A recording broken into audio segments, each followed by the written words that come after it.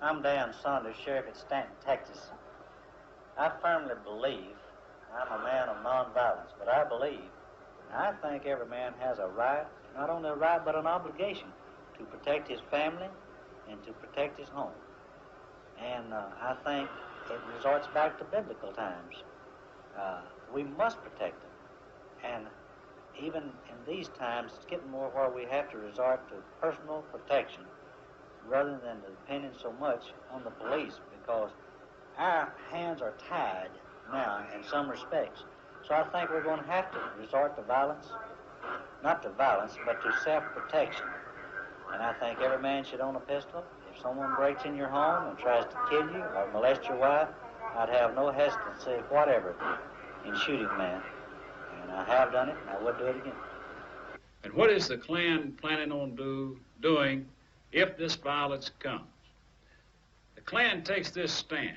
As long as the law enforcement officers of any section of this country can retain the violence to the Negro neighborhoods or to the neighborhoods creating or starting such violence, the Klan will naturally stay out of it. But in the event that violence breaks out into the white neighborhoods, the Klan will go to the aid and rescue of the white people.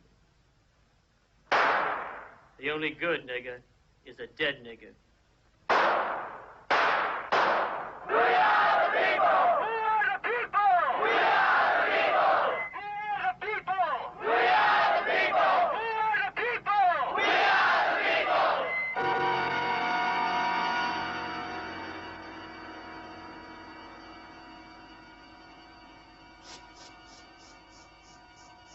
They can no longer intimidate the people of the third world.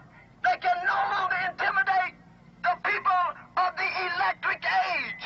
You don't need a long explanation to tell you that a pig is a pig. A pig today is tomorrow's bacon, if you dig it.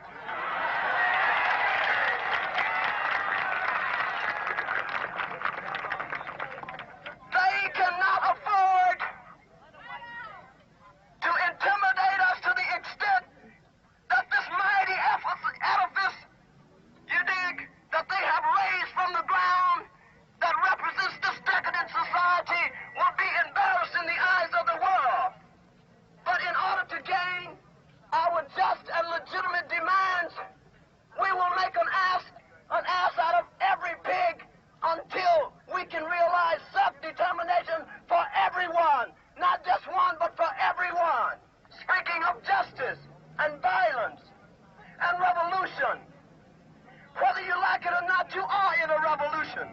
Whether it pleases your fancy, if it offends your sensibilities, you're going to have to live with it. There is no accident that change is happening here and now. The will of the people has spoken. They say no longer are we afraid of going hungry because this nation has food for everyone. No longer do you have to be afraid of intimidation because you are the people. Power to the people. Power to the people. Power to the people. Power to the people. Power to the people. Power to the people. Power to the people.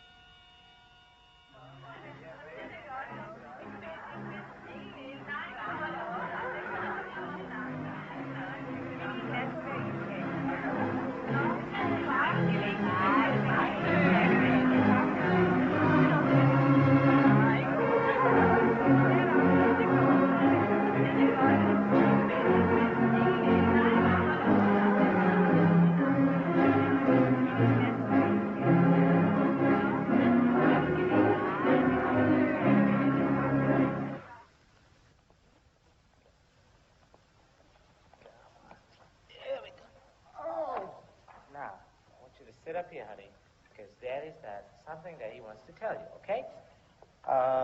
Look, lots of times you don't get things that you need to know in school. So Daddy brought you here. He's going to tell you one of the very important things, okay? Okay. Now, what is this, honey?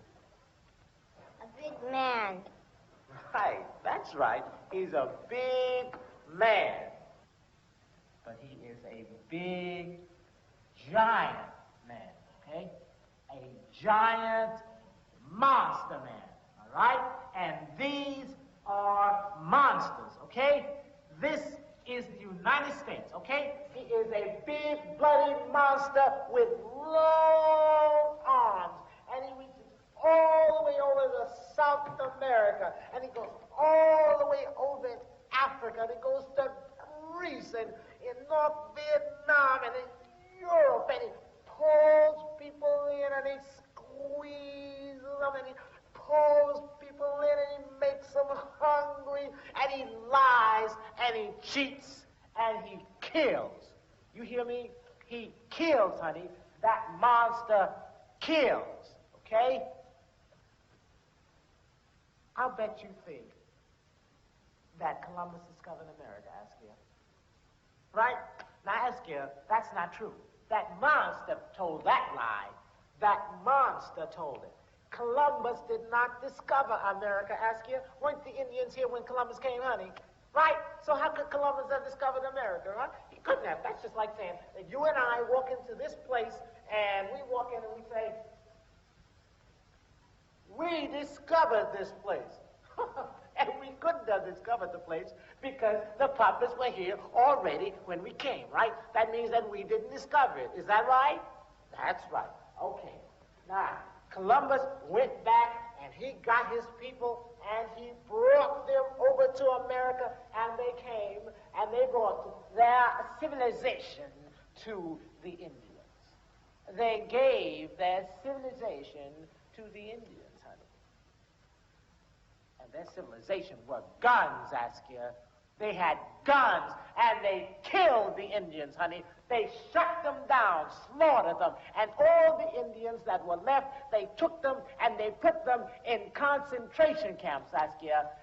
They call them reservations. They're not reservations. They are prisons, just like ghettos today. That's what they are, prisons. It's just like somebody coming into our house, and they take you and me and Mommy, and they make us live in the closet, and they live in the rest of our house.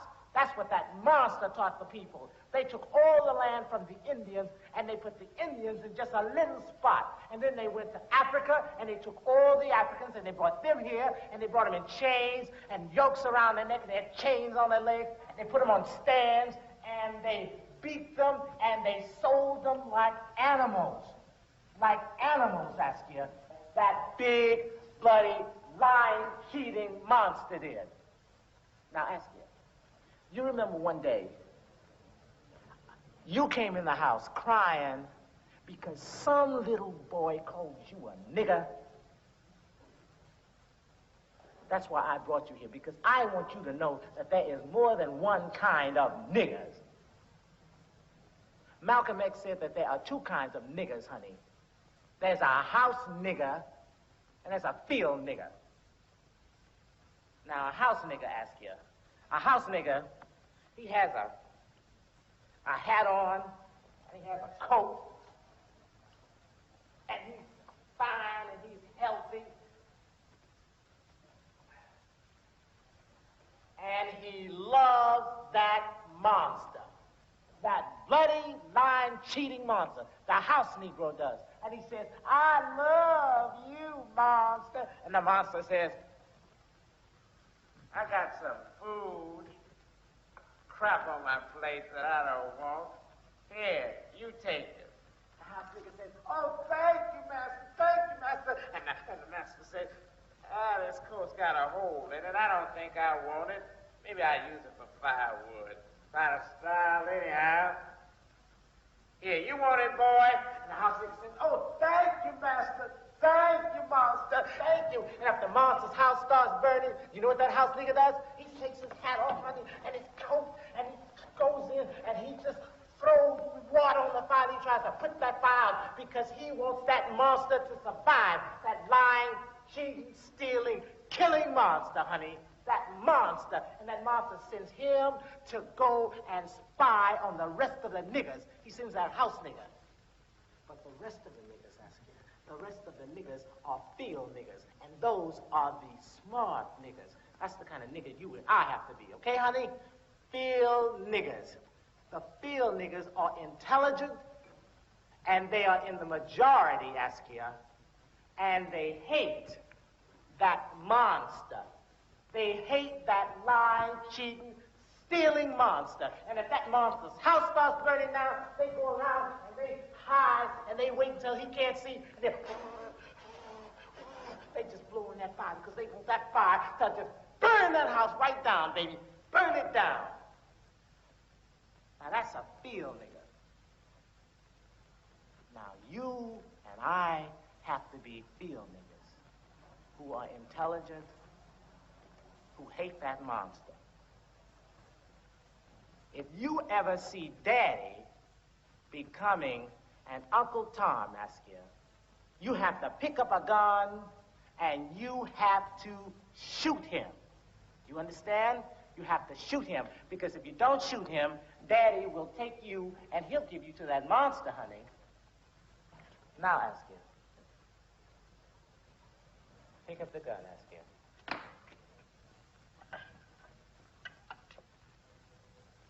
This is our house. This is our country. These are our astronauts. And this is our wall. Daddy, I know I'm black and beautiful. I know all that stuff. You always talk. You never do anything but talk. I really do think you're a house nigger. Only we'll have to shoot you.